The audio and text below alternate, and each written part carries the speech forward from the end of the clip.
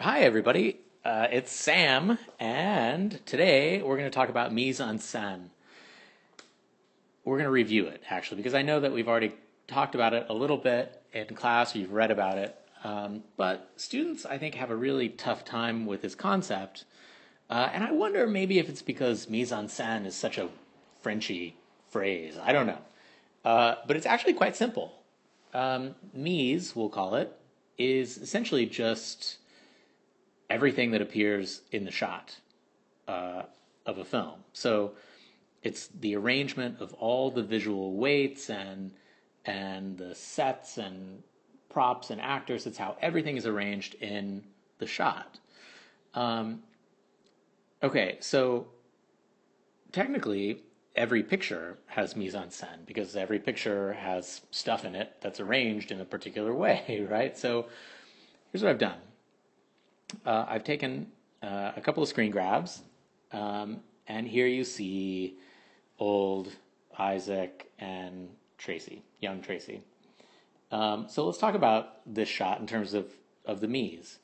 Um, First of all, we notice it's black and white, right? Black and white.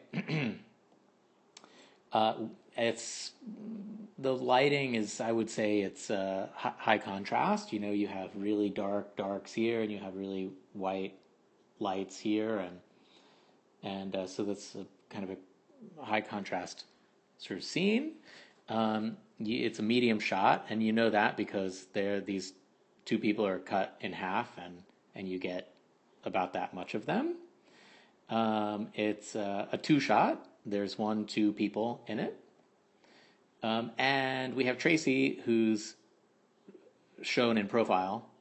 So you see only half of her, and she's facing off that way, off camera, off screen, I guess. And you have Isaac, poor Isaac, at about a quarter turn, facing Tracy. A couple other things I notice. One, he's playing a harmonica, and two, she's drinking a milkshake. Okay, so let's say we haven't seen this movie before. We can still, using the mise en scène, right, the mise, just by analyzing the way that this shot is set up, we can get a lot of narrative clues here about what's going on. Even if we haven't seen this movie before, we could probably kind of guess what's happening here. First of all, she's dominant here, right? She's a dominant, and maybe even the milkshake is a little bit dominant. It's kind of the first thing that your eyes go to, and so she's, I would say, basically the subject of this shot. We're focused on her. He's kind of a subsidiary contrast, we'll say. He's a secondary subject, and he's in back. And in fact, the way the shot is composed, she's kind of blocking him. She doesn't seem to be paying total attention to him. Like I said, she's looking off screen. But he kind of seems to be performing for her, right? Another thing that's interesting here, and since you've all seen the movie by now, you'll get it. She's drinking a milkshake. She's a young girl, right?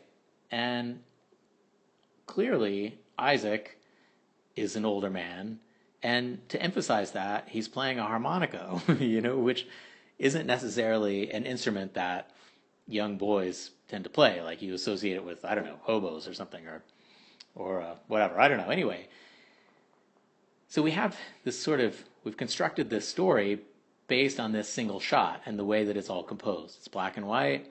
We have a young girl who's smiling in a sort of a flirty way, drinking her milkshake in a kind of a flirty way, and we have this neurotic older man playing a harmonica for some reason. They appear to be at a cafe. So we can get a sense of their relationship and of what's really going on in the story just by analyzing the mise of this shot. Okay, another one. Now this is interesting and maybe even a little boring. I don't know. But here's what we have. We have another medium shot. These characters are bisected, You get about that much of them. There are 4 characters in the shot, and they're all walking astride, like this, side by side. You have, it's black and white. Did I say that? Anyway, it's black and white. It's an exterior. You see depth going all the way back this way. They're walking somewhere, clearly. The dominant, I think, the dominant subject here is this. It's right here. These two are talking. And what's her name? I think it's Mary. Mary and Isaac are talking. But you also see this, right? These two are holding hands. This guy has his hands in his pockets. That's Yale. And they're all walking. So from this scenario, you get the sense that, this is a couple and this is a couple. However, our subject is right here. So we get the real sense that these two characters are on the periphery, they're side characters, and that this is where the story really is. That these two are having some kind of a situation with each other, whether it's romantic or flirtatious or whatever it is. This is what's at the heart of this shot. Again, you don't have to see this movie to know that. You just look at how all of these things are arranged, and there it is. One other interesting thing is this concept of open or closed frame. And here we have a pretty open frame.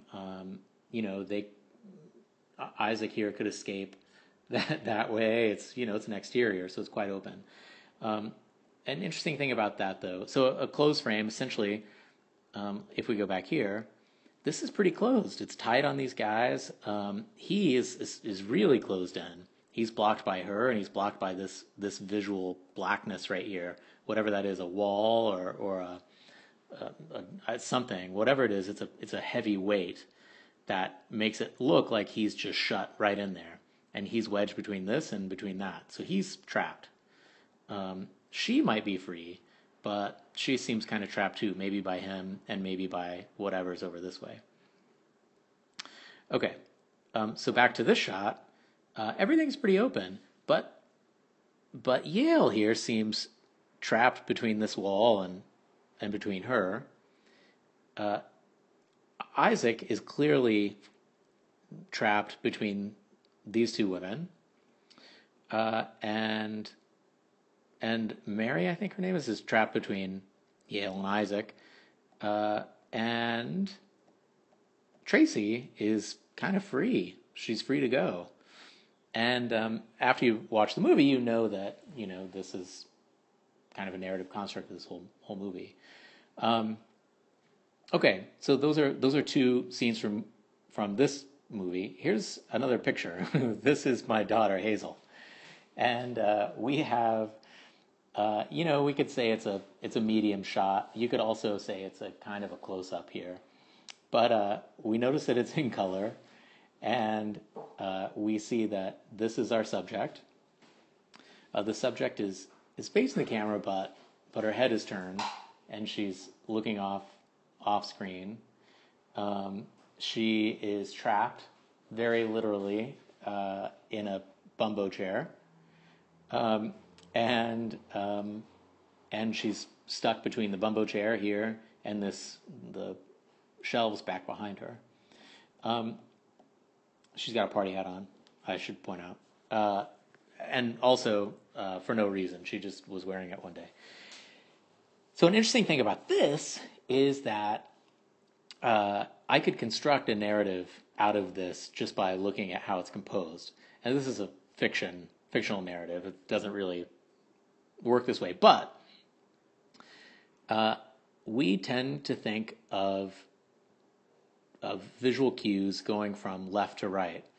So this is the way forward, right? We read this way. So that's forward.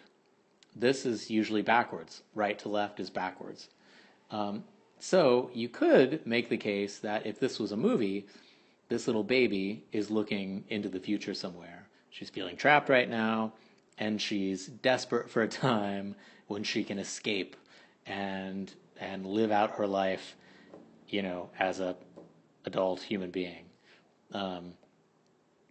Obviously, that's not the case, but if I was going to be really arty, then I could probably make that case. Okay, so that's mise en scène, or mise. You can just call it mise. Or you can just say it's the visual composition of the shot. And it's quite important because as we see in this and in this, how the shot is arranged has meaning and creates meaning. And the other thing is, this shot right here, keep this in mind, Woody Allen directing, that shot probably cost them $100,000.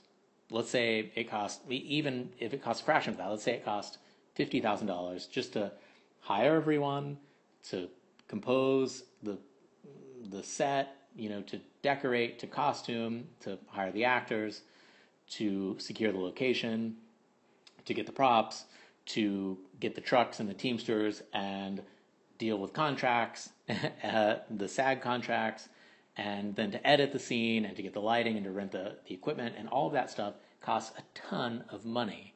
And so nothing in a shot is ever accidental, because it would be a total terrible waste of money to create accidents like this. So every time you see a film, every shot is composed. And that's how you analyze it. Okay, let me know if you have any questions.